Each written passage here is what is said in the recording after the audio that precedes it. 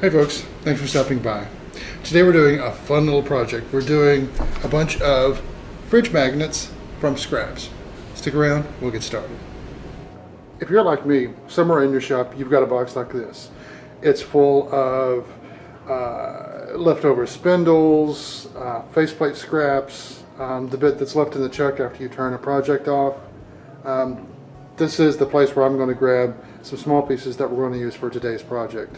It's a great use of these little small scraps that otherwise would just be thrown out or burned. So in preparation for today's build, I took some small scraps and put them between centers, turned them around, and cut a small tenon that matches 3/4 of an inch for my collet chuck. That's one way of mounting these tiny scraps. Another would be, I think I have a small mandrel. If I'd wanted to, I could have drilled a hole and screwed this onto it and then put this into the collet chuck with a different insert. But I figured this was about the easiest way to do it for me. Of course, your results may vary. So what I'm going to do is go ahead and get these mounted in the chuck, and let's go ahead and turn one. Basically what we're going to do is turn a knob. Something that has a domed or a flat top and maybe a little indent so that you have something to grab when you're moving it on the fridge. So let me get this mounted and we'll get started.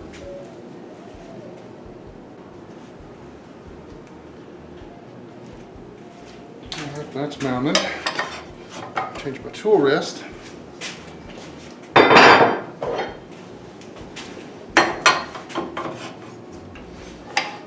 First thing I'm going to do is face it off and see what we got.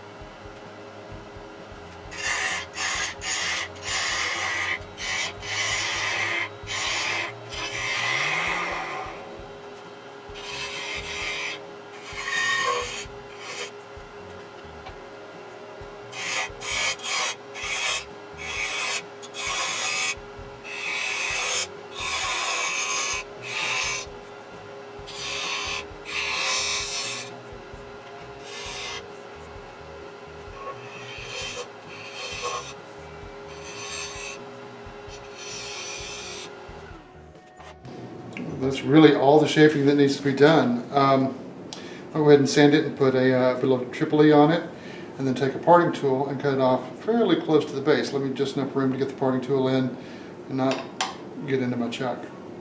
So let me grab some sandpaper and see what will happen.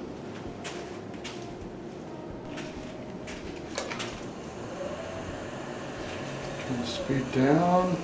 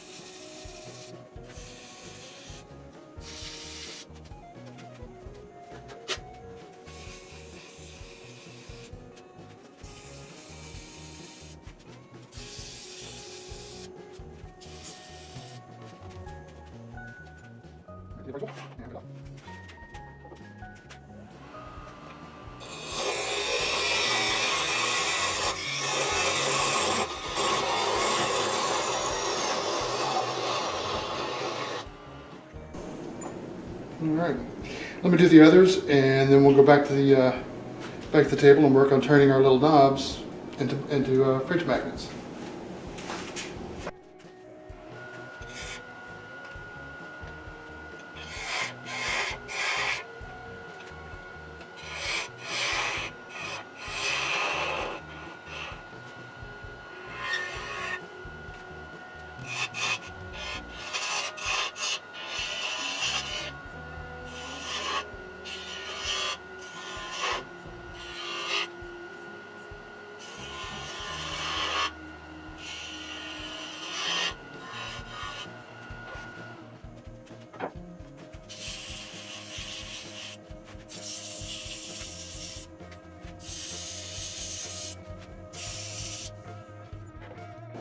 It's a nice little piece of cherry, but I think we're going to have some fun with it.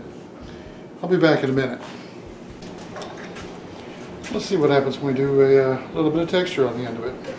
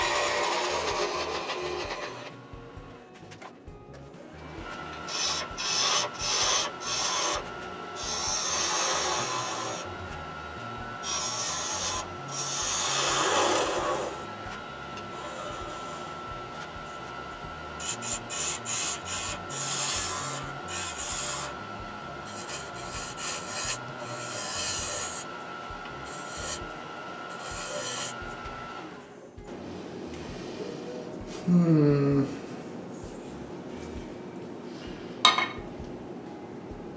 going to use some dye and a bit of texturing. All right, for the texture, I'm going to use a scaler that I've taken all the little pins out and rounded the tips over so that you end up with an orange peel effect. I'm not sure whether I'm going to go, that's greasy. Not sure whether I'm going to go with orange or yellow. So it can either be an orange or lemon. But let me see what this does. I'll mute here because the noise is rather loud.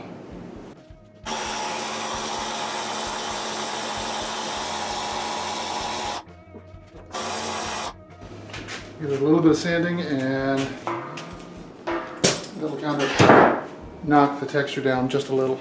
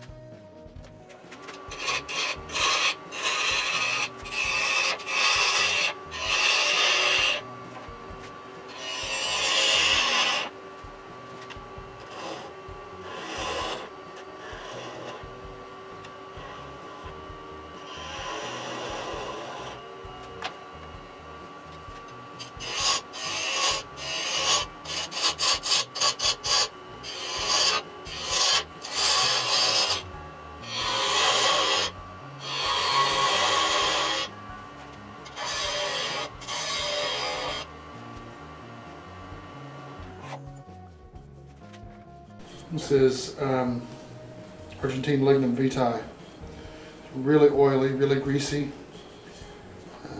self-lubricating. That's why it was used in bearings and ships.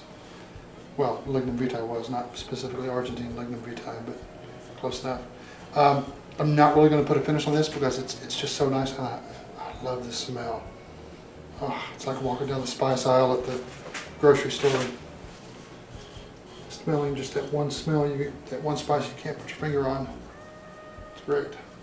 So I'll probably start at 320 and throw the sandpaper away because that oiliness also clogs up sandpaper. And then part it off.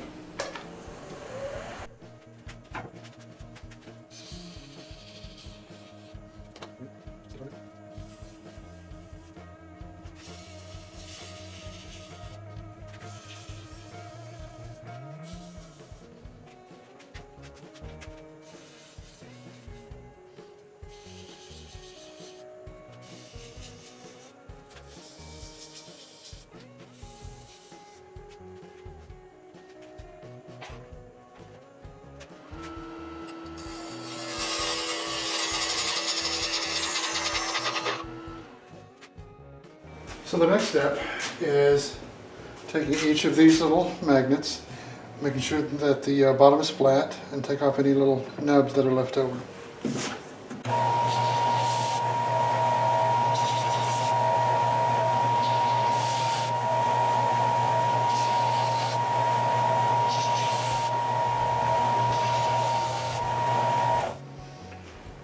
The neodymium magnets I'm using for the magnets themselves require a 1/2 inch hole. That's just very, very thin, so go ahead and get those drilled out.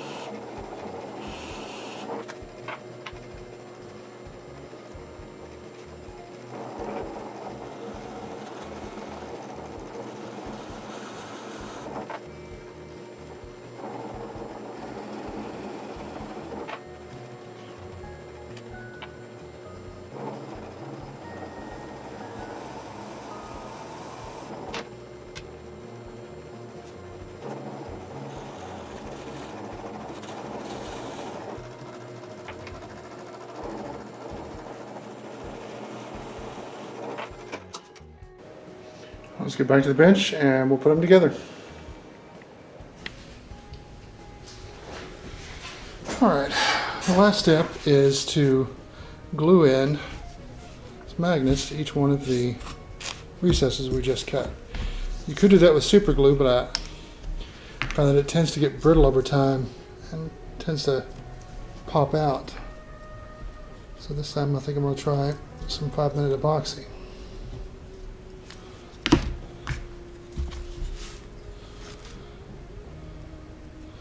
And yes, no scrap goes to waste.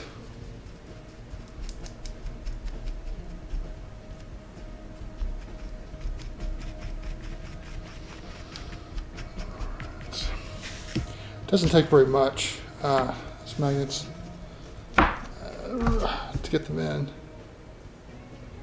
Just a little dab back around the edges.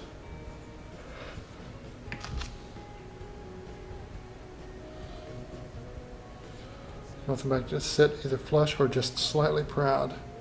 And I'm going to turn those up because the sable is actually magnetic. And I don't want the magnet being pulled down.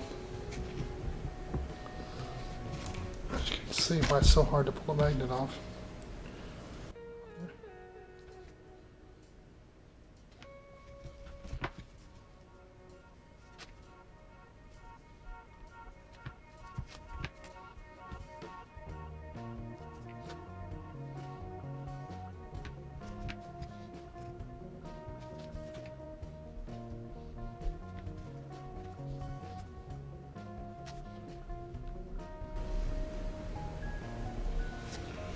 Alright, and that is that. These are the little bits of scrap left over from the collet chuck. I finally think they're small enough that I can actually throw them away. Maybe. Alright, let me let that epoxy dry and I'll see you guys over at the fridge. And there you go. Nice set of fridge magnets. Thanks for sticking with me. If this is your first time here, please be sure to subscribe. Hit like, give me that thumbs up, comment, tell me what you like, tell me what you don't like. Take care.